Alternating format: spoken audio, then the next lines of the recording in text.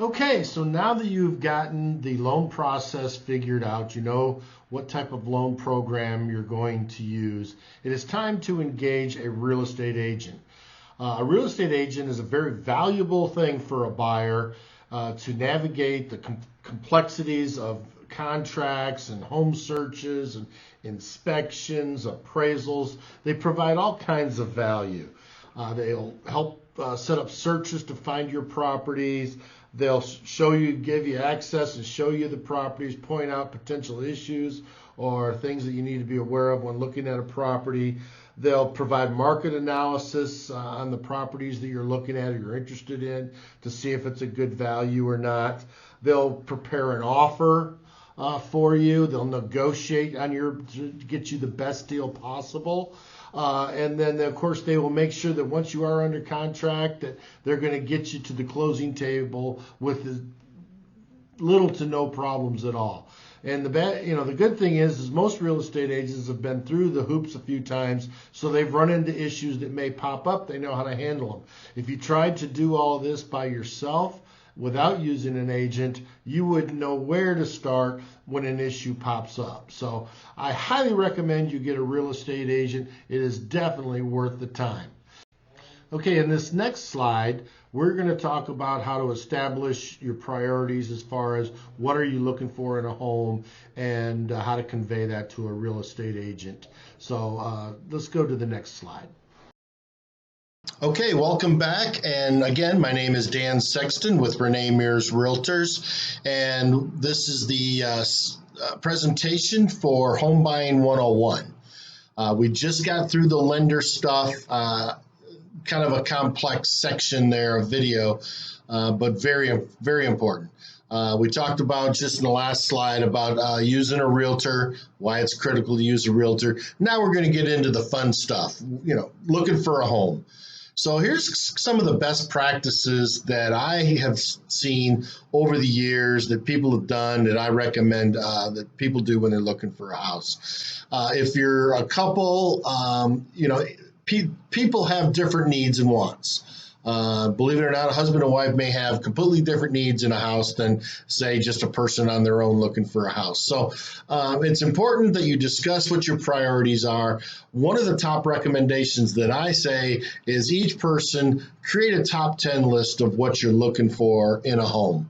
And I mean things as basic as price, location, the number of bedrooms. You want a 2-car garage, don't need a garage, need a nice yard, the very basic stuff, your top 10 list. And then from that, you guys talk over what those are the priorities and come up with your top 5 consensus requirements, something that you're both on the same page about. And I think you'll find you'll have a lot of success if you use those techniques.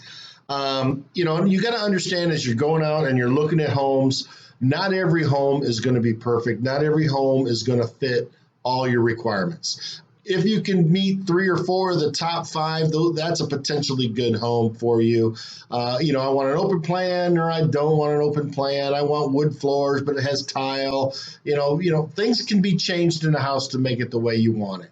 So keep that in mind, and believe it or not, what's going to happen when you start actually looking at properties is your priorities will actually change because something, as you start looking at homes, you may see something that, you know what, that is really nice. I need that. And so that may climb up in your priority list that you never thought of was before. So, that's what you want to consider doing that. The next things you want to think about is, the impactors of where you live. What's your commute like? What are the schools like? What's the neighborhood? What are the taxes in the area you're looking in? And believe it or not, taxes vary from municipality to municipality. So keep that in mind. And neighborhood is most critical. You can have the most dynamite home in the world and you're trying to sell it, but if your neighborhood is crap, no one's going to come look at your house. So keep in mind that a neighborhood is very critical. And then taxes are important. School, you may say, well, I don't have kids. But guess what? If ever you go to sell that home, the people looking to buy it, schools may be important to them. So you want to make sure the school district is good. So those are some of the things to get you started. The next slide, we'll talk about some of the tools that the realtors employ and the tools that are available out there to you guys for looking and finding a home.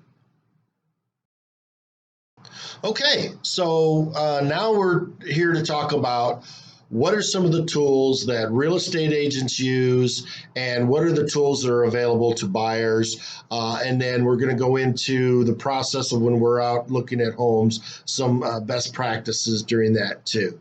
So obviously the first thing you're going to want to do when you do talk to a real estate agent is to explain to the real estate agent about what you're looking for.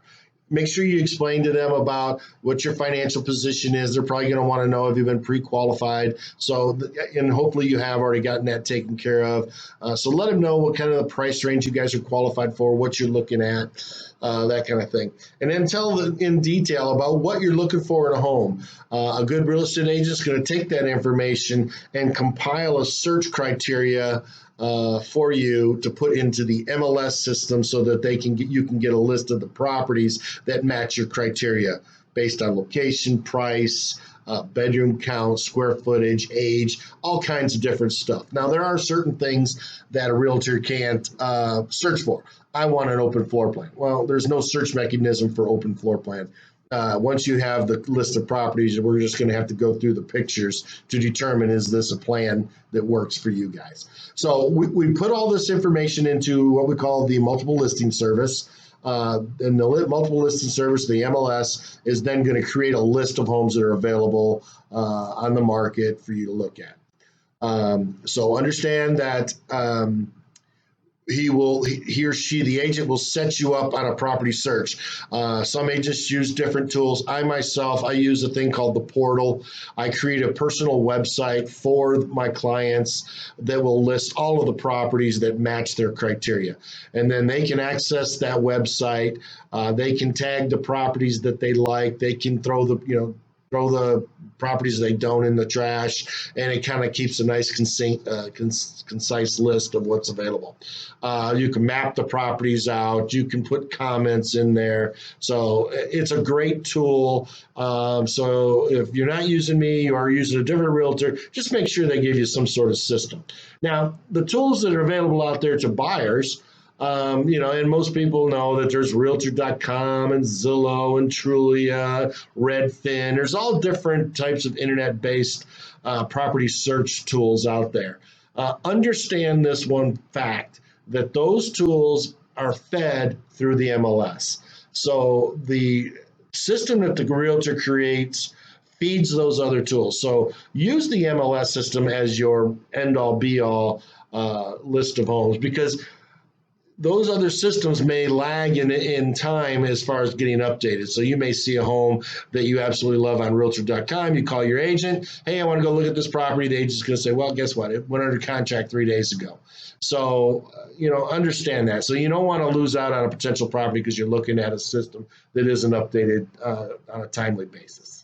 Okay, so the other thing is that you're only going to be getting homes that are currently available. Once a home goes under contract, you'll get notified, hey, the status of this property's changed, and it'll be taken off your list. So that's important. So now that you've got the system set up, and now it's time to create your list of homes you want to go take a look at. So get with your realtor, schedule a time. He'll schedule the appointments with the property, and you guys will go out and take a look at some properties. Here's some best practices that I've found has been very successful for buyers when they go to a house. Is number one, bring a notepad. Number two, bring your priority list. And number three, bring an open mind. Not every home is perfect. Not every home is going to match exactly what you look for. There's always going to be something that doesn't meet quite what you're looking for. And then the other thing you're going to realize as you're going through homes, your priority list may change based on what you're seeing. You may see something in a home and go, "Ooh, I didn't realize that's something really nice. I may want that. I like that." And now that may become a priority for you later on. So you're going to need to be flexible. So as you're walking through the properties, your job, this is what I tell my buyers, your job is to see if this home fits what you're looking for, and do you like this home? Do you have that good feel about this home? My job when I go to a property for the first time, I'm looking for issues. I'm looking for, does it back up to power lines? Is it, is there foundation concerns? I'm looking at the mechanicals of the house, the water heater, the HVAC system. How old are they? I'm looking at the flow of the home to see, is it a good floor plan or is it a choppy floor plan? And then, I'll convey those to you, what my thoughts are about those items. Now, of course, I'm not an expert on the HVAC system or a foundation, and that's why we would do inspections once we get a home under contract. But, so my job is to go out there and just to make sure this home is a nice home. I'm looking at the roof. How old is the roof? Hey, by the way, this house backs up to the railroad track. Did you know that? So your job is to just go through there and make notes about, is this home fit kind of what you're looking for? Now, here's a little trick that I tell my buyers to use when they're looking at homes, because you go out and you start looking at a bunch of homes, they're going to blend together. You're not going to remember one over another. So here's a little trick. And actually, you probably, if you watch HGTV and the Gaines is down in Waco of the house flipping show, you notice how they give a home a name. And that's actually, they do that for a reason. That's a memory trick that I recommend people use, is to find something unique about each home.